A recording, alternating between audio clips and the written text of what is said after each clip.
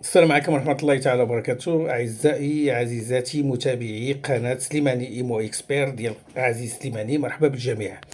مرحبا بكم اليوم معنا في هذا العرض الجديد وهذا العرض المميز اللي هو عبارة عن شقة أنيقة اللي نقدروا نكاليفيوها في السكن ديال موين ستاندينغ. هاد الشقة هذه كتمتاز بعدة خصائص مهمة جدا، هو أنها جات بوسط مدينة بسليمان بزنقة باستور أو شارع باستور الموازي لشارع حسن الثاني، قريبة لجميع المراكز التجارية والإدارات المحلية. الشقة فيها 109 متر مربع كيف ما كنشوفوا، الصباغة ديالها جديدة. الشقة جات في واحد العبارة، جات في وسط المدينة، عمارة جديدة، لاج ديالها 12 سنة. فيها 81 ابيتابل زائد 28 فلاكور. كيف ما كنشوفوا فيها جوج بيوت النعاس، فيها صالون وسيجور.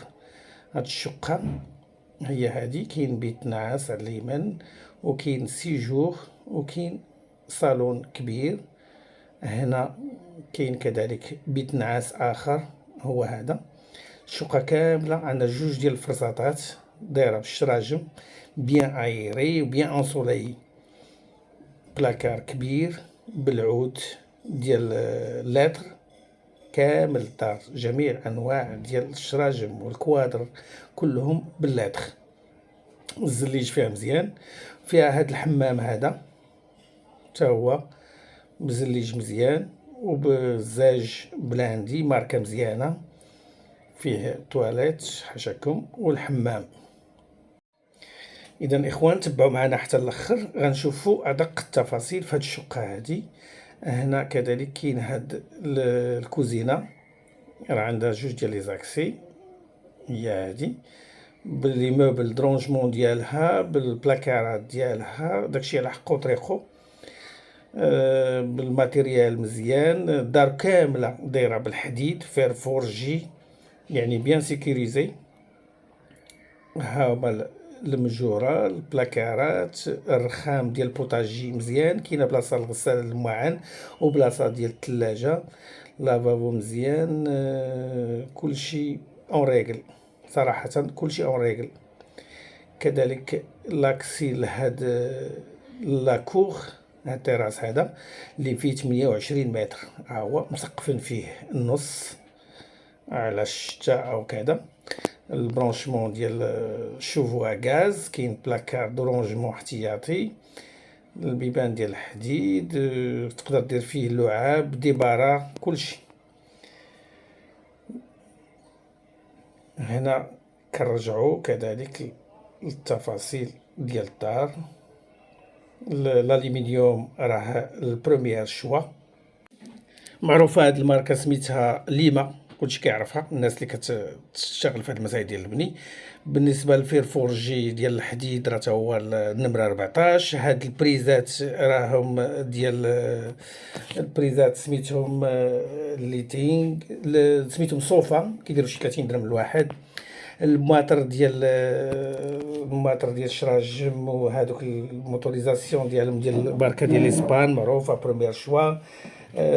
كيف ما شفنا عاود في الزاج ديال الحمام، هذاك الكوليس ديال الجاج ديال الدوش راه حتى هو ماركه مزيانه معروفه. بلاندي سميتها ترومبي، وكاع الماتيريال ديال الدار راه في حاله مزيانه. وباش ما ننساش الاخوان، الدار هاد الشقه هادي راه جات في البروميير ايطاج، وفي العماره فيها اسانسور.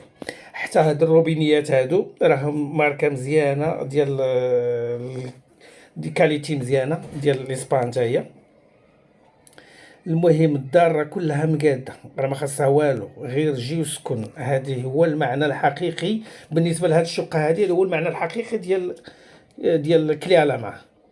العود راه غير هاد الباب هذا، الباب ديال الفصيل هذا راه بلاندي، باب ليبيسور ديالو 4 سنتيمتر ديال اللاتخ. هذا الباب بوحدو راه مشري ب 5550 درهم، والعرض ديالو ليبيسور ديالو الباب راه 4 ديال السنتيمتر.